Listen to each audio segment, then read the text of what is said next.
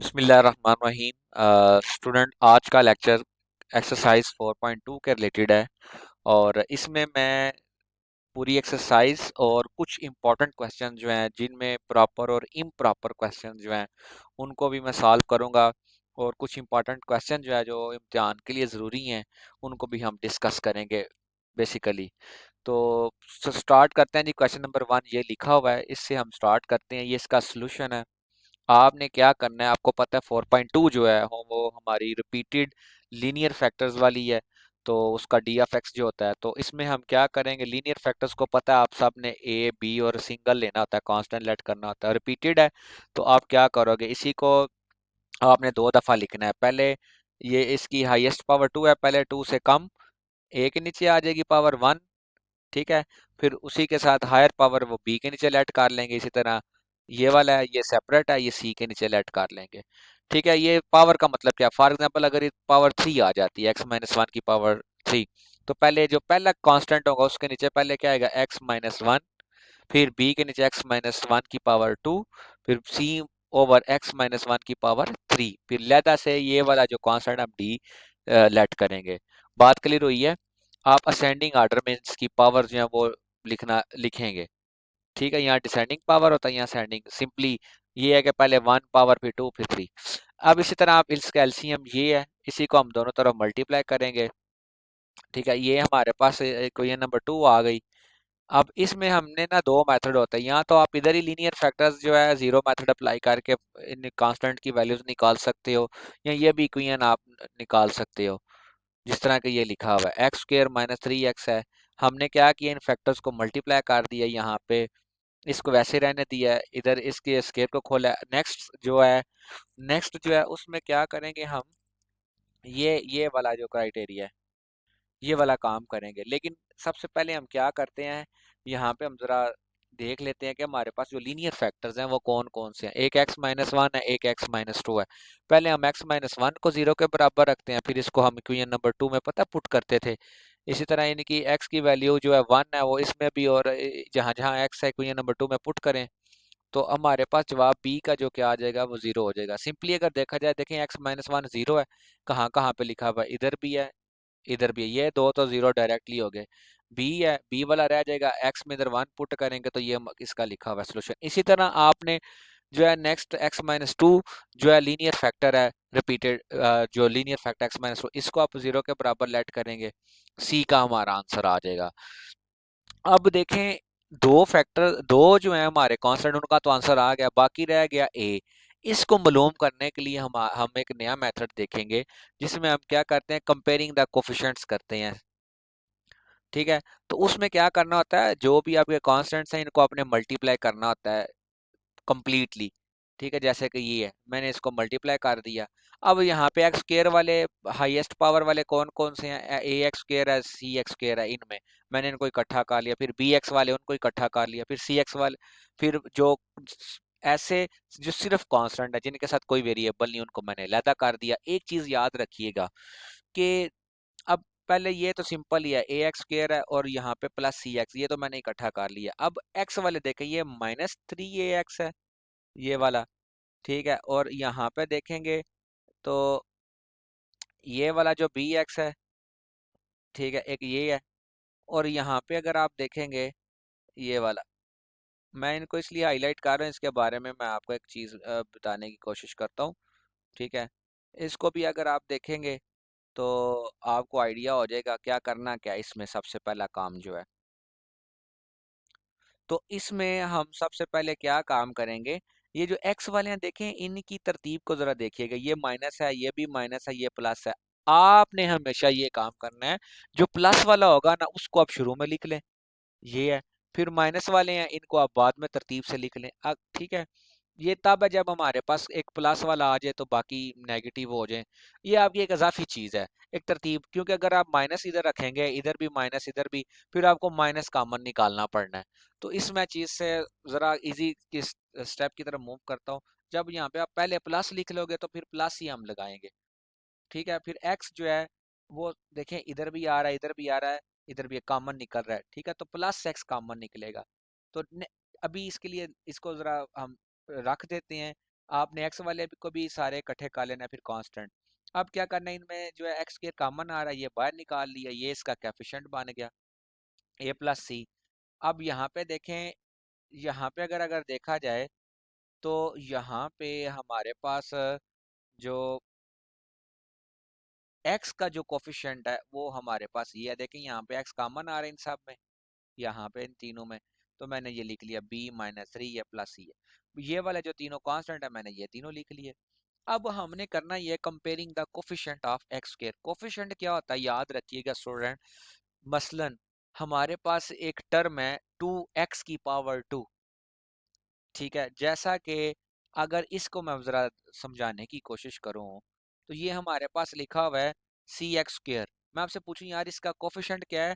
Coefficient वो होता है, वो डिजिट होता है जो आपके वेरिएबल की बिगिनिंग में होता है, ये फर्स्ट पे, इसको हम कोफिशिएंट कहते हैं। अब हमने यहाँ पे क्या करना है, comparing the coefficient of x square on both side, दोनों तरफ देखना है, इस साइड पे और इस पे कंपेयर करेंगे कि एक्स स्क्वायर का यहाँ पे कोफिशिएंट ए प्लस सी है, यहाँ पे क्या है जिसका कोई भी नहीं, वहां पे क्या होता है उसका कोफिशिएंट 1। इधर भी एक्स स्क्वायर है, इधर भी एक्स स्क्वायर है, तो इसका हम कोफिशिएंट क्या ले लेंगे, 1। ठीक है, तो हम क्या करेंगे, यहाँ से ए प्लस सी है इज इक्वल टू, यहाँ पे इसका कोफिशिएंट क्या है, 1 है। इन दोनों को हम दोनों को इक्वल रख लेंगे।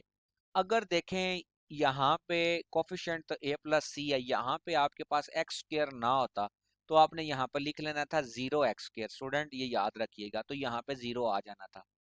ठीक है, मैं बात जो है अब नेक्स्ट जरा मूव करता हूँ।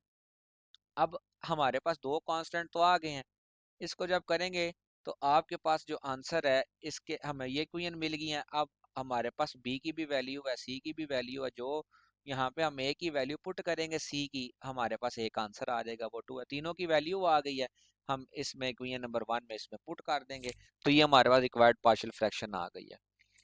अब जरा नेक्स्ट क्वेश्चन की तरफ मूव करते हैं, ये बड़ा इंपॉर्टेंट है।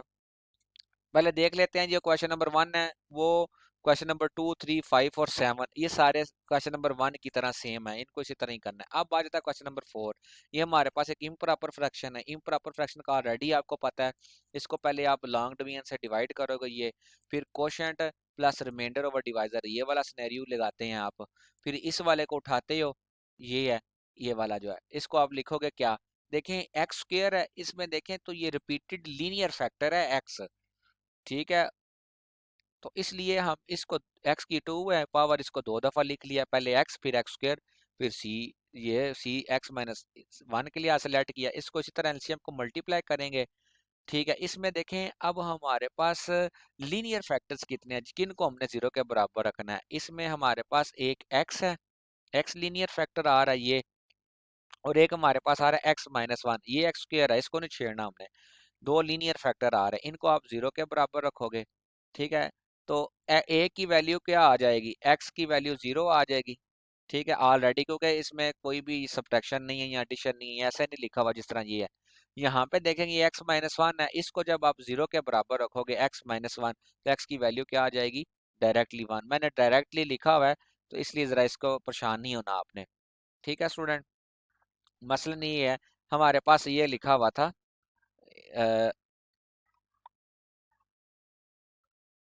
यहाँ पे लिखा हुआ था हमारे पास असल में x-1।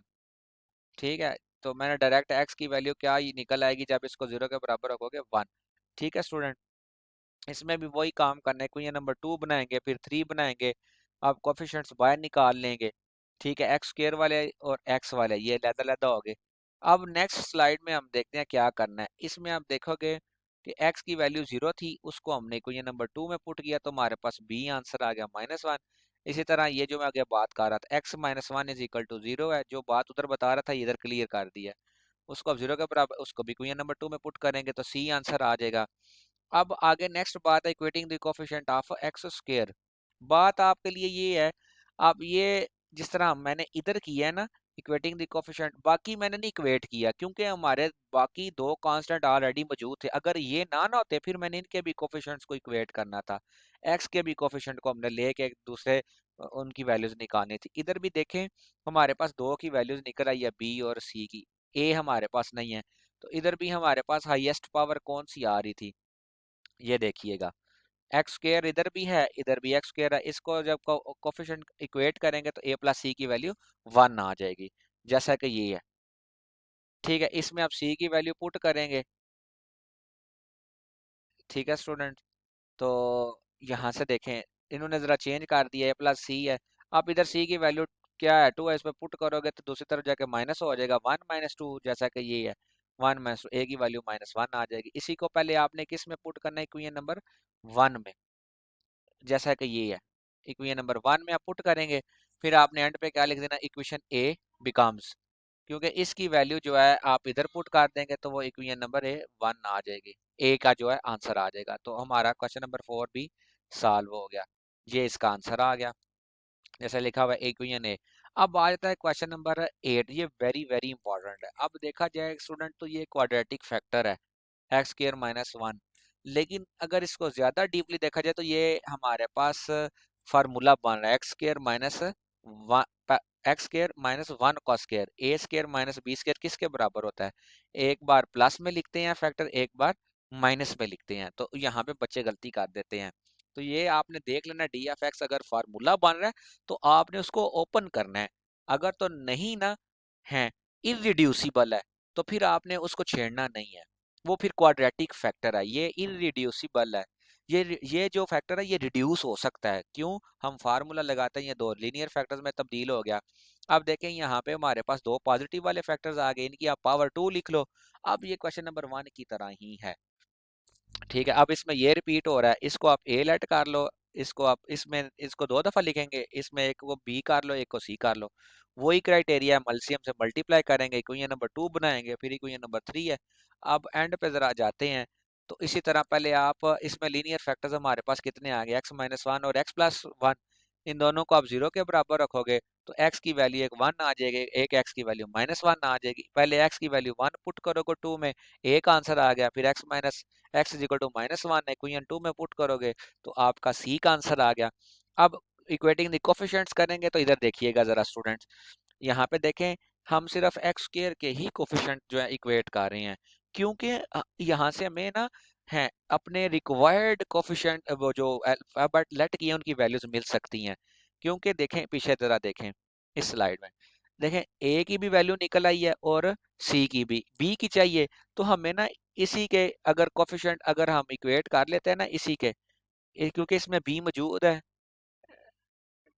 ठीक है ना, बी इसमें मौजूद है, क्योंकि सी और ए की वैल्यू है, तो इसलिए मैं इसमें इसको ही इक्वेट करता हूँ। अब दूसरों को भी कर सकते हैं, कोई मसला नहीं है, लेकिन हमारी जरूरत नहीं है। आप एक्स स्क्वायर के कोफिशिएंट को इक्वेट करोगे तो ये देखें, यहाँ से क्या आंसर आ जाएगा, ए प्लस बी किसके बराबर आ जाएगा, 0 के। क्यों, इस तरफ हमारे पास एक्स स्क्वायर का कोई भी कोफिशिएंट नहीं है, मैंने आपको पहले बताया था। ठीक है, जिसका कोई नहीं ना, आपने उसका उसकी उस इक्वेशन को 0 के बराबर रख लेना, जैसा कि ये A plus B is equal to 0। यहाँ पे आप जो पहले मौजूदा अल्फाबेट्स उनकी वैल्यूज पुट करके ना, ठीक है, आप दूसरे की वैल्यू निकाल लोगे। अब यहाँ पे हमें किसकी वैल्यू चाहिए, बी की है, अब डायरेक्ट ए की वैल्यू यहाँ पे पुट करें, हाँ ये ए की वैल्यू क्या, 1/4, दूसरी तरफ आके क्या हो जाएगी, -1/4, तो बी का आंसर क्या आ जाएगा, -1/4। इन्हीं तीनों की इक्वेशन आप, इन तीनों का आंसर आप इक्वेशन नंबर 1 में पुट करेंगे, जरा देखते हैं इक्वेशन नंबर 1 इसमें पुट करेंगे। ठीक है, तो आपका क्या आ जाएगा आंसर, इस ये आप, लेकिन ये पर रिक्वायर्ड आंसर नहीं है। अब ये देखो, इसी को उठा के आप इधर लिखें। अब ये देखें, ये सारा कुछ जो है, ये ये वाली चीज असल में किसके बराबर है, इसके, हमारे पास गिवन तो ये है।